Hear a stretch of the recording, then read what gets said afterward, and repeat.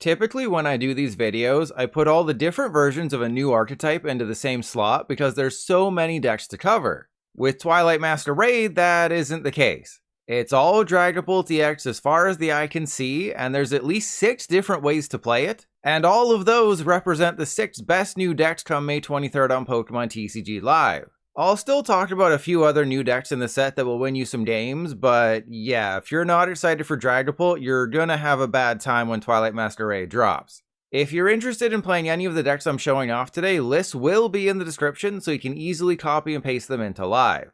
All the different versions of Dragapult EX I'm going to show you are great, but it appears that the best one sees it paired with Xatu.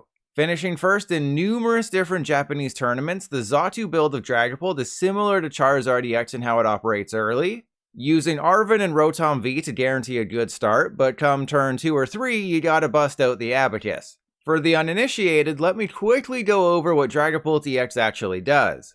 A stage 2 with 320 hit points and no weakness, the first attack is Pedestrian, dealing 70 damage for a single energy. That's not what you're playing it for. It's the second attack that makes Dragapult so special. For a fire and a psychic energy, it deals 200 damage while also spreading 6 damage counters to your opponent's bench Pokemon however you want. Those 6 damage counters will be huge as current builds of evolution decks play 60 hit point basics. If your opponent didn't get the memo and still runs the 60 hit point Charmander, Bidoof, Frigibax, or Minccino, they're practically giving you a free prize card. So now they have to play the 70 hit point versions, which are all worse than the 60 hit point ones. And it's not like Dragapult can't deal with 70 hit points either. Radiant Alakazam allows you to take 2 damage counters from a Pokemon that just took a Phantom Dive to the face and move them wherever you want. Or throw a Hawlucha in your deck, ping 2 bench Pokemon, then spread damage counters to take a KO. Or if you're not in a hurry, spread those damage counters around to put their Pokemon within range of Devolution, which can potentially wipe their entire board in one turn. Basically, Dragapult EX does a lot of damage to their active while also setting up meaningful KOs on the bench, making it a nightmare for most decks out there. But let's get back to the Xatu build. There's always a few cards you can swap in and out to help with certain matchups, but this is where you'll want to start. A 4-4-3 Dragapult line means you can use Technical Machine Evolution on turn 1 going second to evolve your Dreepy into Drakloak, allowing you to draw some cards the following turn. A 2-2 line of Xatu might seem thin, but realistically you just need to accelerate a single energy with its ability while just manually attaching the fire energy. Or you can use a copy of Mela to accelerate a fire energy from your discard pile and manually attach the psychic. Your choice. So here's the strategy. Turn 1 going first, treat it like a Charizard EX deck. Try to get as many Dreepy and Natu down as you can using Buddy-Buddy Poffin while also using Nest Ball to get Rotom V into play. Then end your turn drawing 3 cards with Rotom V, setting you up for a great turn 2 where you can evolve into Drakloak and Xatu and maybe even get a Dragapult EX on the field. Turn 1 going second, you can use Arven to find Buddy-Buddy Poffin and TM Evolution, allowing you to directly evolve into 2 Drakloak or 1 Drakloak and 1 Xatu. Depending on how strong your turn was, I do recommend leaving a naked Dreepy on the field if you can. This way, you give yourself the possibility of getting a Dragapult up and running on turn 2. After that, Phantom Dive and spread damage counters. I'd offer to help you with the math, but the person who copied my homework in high school had to repeat 12th grade, so I'm probably not the best one to teach you. While 200 damage is good, it's not perfect. Luckily, there's a few ways to augment Dragapult's damage. Since the meta in Japan has adjusted to Dragapult, Miraidon EX has seen a huge jump in play. Not only can it get off to a fast start turn 1 going second thanks to Electric Generator, but it can also take multiple prizes on Dreepy and Drakloak with Iron Hands EX. And Bravery Charm is annoying for Dragapult to deal with, boosting its health from 220 to 270. That's where you might want to add cards like Kieran, Defiance Band, and Maximum Belt. Because Dragapult requires so much setup, you're likely going to be behind on prizes at some point in the game. Slap a Defiance Band on your Dragon, now you can do 230. Or Kieran's just an easy supporter-based way to get Dragapult to 230 damage. And Maximum Belt is probably on the low end of playability, as it means you can't play Scoop Up Cyclone, Prime Catcher, or Neo Upper Energy in your deck, but it does offer up a 50 damage boost to Pokemon EX. Another crazy thing that could happen with Dragapult is that it ends up being one of the free decks on the Twilight Masquerade Battle Pass and PTCGL. If that happens, it'll barely cost anything to craft. There's only 12 to 14 new cards in the deck, and 11 of them are the Dragapult line. If the Pokemon Company does give it away, you'll basically just have to craft Tatsugiri, Kieran, and maybe Scoop Up Cyclone. Obviously, a free Dragapult deck will cause massive chaos in live, prompting dozens of rant posts on Reddit, but at least it'll make it more accessible. Unlike Marvel with Kang, I'm trying to limit myself on the number of Dragapult variants I include in this video, so I'll go with what appears to be the second best build, the version with Pidgeot EX. All those hours playing Charizard EX with Pidgeot EX will finally pay off, as there's a lot of similarities in the way they're played, except now you have additional card draw in Drakloak's Recon Detective ability. Because of the pairing with Pidgeot, you shy away from the TM evolution strategy and focus more on Rare Candy, running 4 copies of it. One of those is earmarked for a Pidgeot EX, while the rest should be saved for Dragapult. And just like Charizard Pidgeot, you do play a couple of Stage 1s to combat any de-evolution shenanigans. Except now that Stage 1 can draw you cards. The Pidgeot build of Dragapult also paves way for a different ace spec, Neo Upper Energy. When it's attached to a Stage 2 Pokemon, it provides 2 of every type of energy. Dragapult EX attacks for 2 energy. The synergy is insane. Now, instead of having to finagle an acceleration with Mela and a manual attachment, you just quick search the Neo Upper and attach it to a Dragapult to start swinging. Obviously, the deck is lacking a traditional energy accelerator like Xatu or Charizard, so it is a bit risky to go with Neo Upper Energy, as Chien-Pao EX, Golden Go EX, Roaring Moon EX, Giratina V-Star, and Cinccino all have one-shot potential on a Dragapult. There's a few changes you can make to the Pidgeot build. I like the Iron Bundle because it forces your opponent to swap out their active, potentially giving you a better target, but Radiant Alakazam's utility with Dragapult can't be ignored. Lost Vacuum is always good at bumping pesky HP boosters like Hero's Cape and Bravery Charm, while Defiance Band is just a great way to deal with big HP basics. Despite all the success this version has seen in Japan, I am a bit hesitant on it personally. You're effectively just relying on Neo Upper, 1 Mela, your attach for turn, and maybe a copy of Experience Share to loop attackers. Still, I'm sure I'll be proved wrong when I lose 10 games in a row against it on stream. For the third and final build of Dragapults I'm covering in this video, we see it paired with Charizard EX. The 3 most recent first place lists from Japan that I looked at all varied slightly, meaning you'll have to decide which one you like the best. Basically, the choice boils down to how thick you want your dragons. One list had a 4-4-2 line of Dragapult with TM Evolution, another had a 3-2-2 line with a 1-1 Babera and 4 Colress, and the other had a 3-3-2 line with Tatsugiri. There were also differences in the Ace Spec and the Radiant. 2 played Scoop Up Cyclone while the other had Prime Catcher, and 2 played Radiant Zarina while the other had Radiant Alakazam. Again, it's all up to you. If you want to be defensive, go with Zarina and Scoop Up Cyclone for healing. If you want to be aggressive, BE aggressive, go with Prime Catcher and Radiant Alakazam. I'll focus on the 3-3-2 list though, as it's super straightforward. Turn 1 will be formulaic. Just get a Dreepy or 2 and a Charmander or 2 down, try to use Tatsugiri in your active spot to find a supporter, and then end your turn drawing 3 cards with Rotom V, as the list doesn't play TM Evolution. With 3 copies of Rare Candy, 4 Arven, and 1 Forest Sealstone, getting either of your Stage 2s up and running on turn 2 shouldn't be impossible, though prioritizing Drakloak is a good idea. This way you can start drawing cards with its Recon Directive ability. And as we all know, going behind on prizes is actually a good thing for Charizard, boosting the damage it can deal, so taking a slower approach isn't necessarily a bad thing. Then it's a case of using Dragapult to spread damage counters wisely, helping set up KOs for Charizard EX. Or you can lead with the Charizard, knowing you'll come up short on some knockouts, then use Dragapult later as your finisher.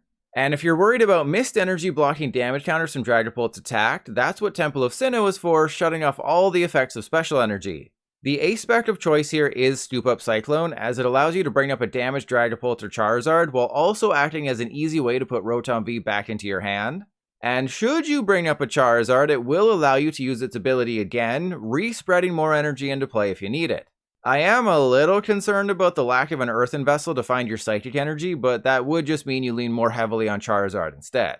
There's several cards you can swap into your Charizard versions of Dragapult, including Lance to find all of your dragons, Radiant Charizard as a big single prize attacker, Prime Catcher to choose your targets more easily, Technical Machines Evolution and De-Evolution for funsies, and Earthen Vessel to find that Psychic energy since the deck only plays 3. I'm already tired of talking about Dragapult EX, so I'll stop the madness here. But if you want a couple more ideas, you can pair Dragapult with Comfey and Colress to create an even more annoying Lost Zone deck, spreading lots of damage counters and taking big KOs with Radiant Zard.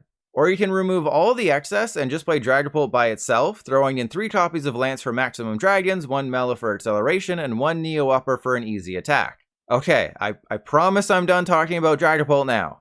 This is the surprise of the set, and a shining example of why you let the meta evolve. Blissey EX passed under the radar when it was originally revealed, but then a card that must not be named took over and players looked for ways to beat it. Well, a 300 hit point stage 1 with a high HP basic underneath is a great choice. Then you add in Munkidori, another underrated card in Twilight Masquerade, and you have a deck that can deal with the pesky dragon. The combo was rather ingenious. Blissey takes a hit, then you manually attach a darkness energy to Munkidori during your turn. Using its Adrenabrain ability, you move 3 damage counters from Blissey to one of your opponent's Pokémon. Then you use Blissey's ability to move that energy to your active Blissey, launching a 180 damage attack right after, while also drawing up to 6 cards in hand. This strategy will require a lot of resource management though, as you can only move 1 energy per Blissey per turn, so getting a lot of Blissey in play will be paramount plus. Here's the best performing Blissey Munkidori list I could find. You use TM Turbo Energize early to accelerate 2 energy into play, then it's all about tanking hits and spreading damage counters. Yes, if you thought the math lesson was over, think again. Because Blissey is a colorless Pokemon, it also has access to Charon's Care. So if they don't have a way to deal 300 damage, Blissey's going to survive. And you might be able to take upwards of 120 of that damage and send it right back to them. Oh, what's that? You do have a way to deal 300 damage? That's where Survival Brace comes in. Because that egg on Blissey's stomach is so heavy, it has major back issues. Give it the Survival Brace, now it survives a one-shot with 10 HP remaining, provided it had full health to begin with. The list doesn't play Roseanne's backup to reuse the brace, which discards itself after activating, but it's a possible consideration, especially since Blissey draws you so many cards each game. As for the Chansey you want to play, look, I get it. You want the 130 hit point one from Pokemon Go because it can survive 2 full pings from Phantom Dive. Or you want the 120 hit point one because it can accelerate an energy into play. But come on, we all know the 120 hit point Chansey from 151 is the best, right? If you prize it and then get it off the prizes, you have a chance to get a free prize card. Only people in their right mind would play the other two. People who like to have fun would go for the lower HP Chansey that has a 2% Chansey of getting you a free prize card every game. Elsewhere, you compare Blissey with the new Froslass. This way, if your opponent's not attacking as much, or if they have a lot of ability Pokemon in play, you can mess them up even more. And it also allows you to play around with TM Devolution, as well as an aspect people aren't paying attention to, Hyper Aroma. With Froslass, during Pokemon Checkup, which happens between turns, you put 1 damage counter on each Pokemon with an ability except any Froslass. Blissey and Munkidori both have abilities. So you damage your own Pokemon, then send that damage to the other side wherever you want with Munkidori. And if they run an ability-heavy deck, you're slowly chipping away at their Pokemon. Blissey only does 180 damage, but with Froslass, you can bring Pokemon like Raikou V and Miraidon EX within range of a one-shot, all without having to use Munkidori. And then there's Hyper Aroma. Get it with Arven, then grab any 3 Stage 1 Pokemon from your deck, making it perfect for 3 Blissey or 2 Blissey and 1 Froslass. But Blissey doesn't need all those bells and whistles to be successful. The energy moving ability, the attack, and the high HP are all great factors, meaning it can be paired with lots of different Pokemon, including Palkia V-Star. This first place list uses Palkia to get even more energy into play for Blissey's ability, runs Hero's Cape to give Blissey 400 hit points, opens up easy Radiant Greninja Moonlight Shuriken attacks, runs Lost City to send meaningful Pokemon out of the game, and even plays 2 copies of Handheld Fan. While somebody else is getting all of the attention in Twilight Masquerade, deservedly so, don't overlook the power of the egg. My original prediction that Greninja EX would get better over time was wrong, but also right. Allow me to explain. The version of Greninja paired with Pidgeot EX that I featured in my previous video has fallen off a bit in Japan. In its stead, the version with Froslass has charged ahead, giving Greninja a way to spread damage counters that it didn't have before. Don't get me wrong, the Pidgeot version of Greninja is still good, just a little outdated. This version finished 3rd in a recent tournament, throwing in a 1-1 line of Arceus V-Star because a turn 2 Starbirth makes it so much more consistent. Then it all functions as I laid out in that video, using Pidgeot to find whatever card you need each turn with its ability, dealing 170 damage with Shinobi Blade and putting whatever card you want into your hand, then following it up with a Mirage Barrage to spread damage to 2 of their Pokemon. Prime Catcher also helps pick the best target, and De-Evolution allows you to punish evolution decks after Mirage Barrage. And I even saw a 4th place list running Scoop Up Cyclone with Handheld Fan and Airy to do a bit more controlling, though the core strategy remains the same. But I want to focus on the Froslass build of Greninja. Since no one in the Greninja line has an ability, Froslass doesn't damage your Froakie, Frogadier, Greninja, Snorunt, or Froslass with its ability. And Cleffa is a great draw Pokemon that also doesn't get Froslass pings. You do, however, run Manaphy for bench protection, Rotom V for early card draw, and Hawlucha to help with math. So the one Professor Turo and one Collapsed Stadium will be extremely useful at not giving up free prize cards. There's also Hyper Aroma as the ace spec in the first place list to stack your hand with stage 1s, 2 Rare Candy to potentially get a Greninja EX turn 2, and 4 Irida. Unlike Baxcalibur though, Irida can't get you a Greninja since it's a fighting type, so keep in mind that Ultra Ball is for Greninja EX, not Irida. Another list swaps out the Hyper Aroma for Unfair Stamp, my #1 pick for best card in Twilight Masquerade. This way you have a great way to limit your opponent's hand to just 2 cards if they take a KO, potentially giving them a nothing turn and helping Froslass spread more damage counters. There's also 1 copy of Lana's Aid, which puts any 3 in combination of non-rule box Pokemon and basic energy from your discard pile back into your hand. You do unfortunately have to play the 70 hit point Froakie with Greninja list. The 60 hit point one is better in every way except for the fact that it gets KO'd by Phantom Dive pings. You could get by with a single copy of the 60 hit point Froakie since it does have a Call for Family attack, just know that anything more is a risk. Other options for Greninja are Radiant Zarina to heal 20 damage from your ability Pokemon each turn, not truly necessary if you limit your bench. TM Evolution to get your Froslass up and running at the end of turn 1. Palkia V-Star to accelerate energy to Froakie or Frogadier before evolving into Greninja. And a copy of Blood Moon Ursaluna EX to give yourself a big 240 damage attack towards the end of the game. For my final deck in this video, no, it's not Iron Thorns EX, which has all but disappeared in Japan, it's actually the Grass Ogerpon EX. And believe it or not, the best partner appears to be Raging Butt EX. Winning 2 separate tournaments in Japan, the Teal Masked Ogerpon Raging Bolt combo does seem surprisingly good. Think of it sort of like Raging Bolt with Sandy Cheeks, except Ogerpon is good to go on turn 1, and it draws you a card. As a reminder, Raging Bolt does 70 damage for each basic energy discarded from your Pokemon in play.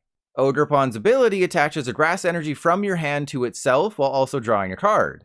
Get 3 Ogerpon down, you're putting 3 energy in play and drawing 3 cards. Then use Professor Soda to power up your Raging Bolt, dealing a ton of damage with Bellowing Thunder. And in a pinch, Ogerpon could one-shot a Charizard EX through weakness, though there will need to be 5 energy between the 2 Pokemon for that to happen. Here's one of those winning lists, which plays a couple of cards you might not be familiar with, Secret Box and Bug Catching Set. I'll get to them in a second, but as for strategy, it looks like you use Earthen Vessel to put Lightning Energy and Fighting Energy in the discard pile to grab Grass Energy, accelerate the Grass Energy with Ogerpon's ability, then Soda the energy back onto your Raging Bolts, remembering to save 1 Fighting or Lightning for a manual attachment. I'm not against throwing in a copy of Energy Switch, especially since there's 2 Pokestop, but let's talk about those new cards.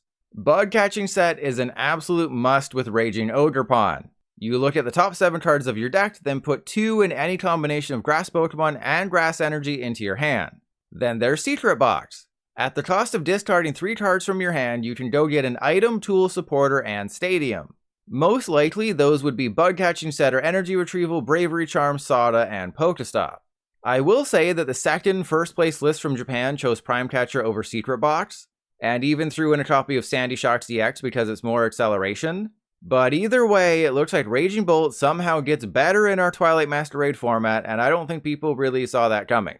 Another fun way to use Teal Masked Ogerpon is pairing it with Regidrago V-Star. Instead of relying on Gardenia, which is terrible, now you use Ogerpon to put Grass Energy into play and simply Energy Switch it to your Regidrago. With 4 Earthen Vessel putting your dragons into the discard pile and getting you energy, those Regidrago consistency issues could be a thing of the past. Or people who keep trying to make Regidrago a thing set after set will finally give up because the heartbreak is just too much to continue dealing with. Either or. This video was a sad, bleak peek into the next 3 or 4 months of the Pokemon TCG. The good news is that despite the numerous ways in which Dragapult EX can be played at a high level, it's not unstoppable. The fast-attacking, high-HP Miraidon EX deck won a Champions League in Japan, with Gardevoir EX finishing in second. And Lugia V-Star does seem to have a decent matchup against the Dragon. And let's not forget that Dragapult is a Stage 2, which always presents its own share of problems. So yes, Dragapult is insane, and yeah, I think I'll stop there because I need to mentally prepare for dealing with all those damage counters. If there's any decks you think I missed, let everyone know in the comments. I may or may not have left out a certain fun deck for the next video because it toes that line between good and rogue. For now though, if you want to watch me suffer live against Dragapult, follow me on Twitch, where I'll be streaming Twilight Masquerade beginning on Thursday, May 23rd.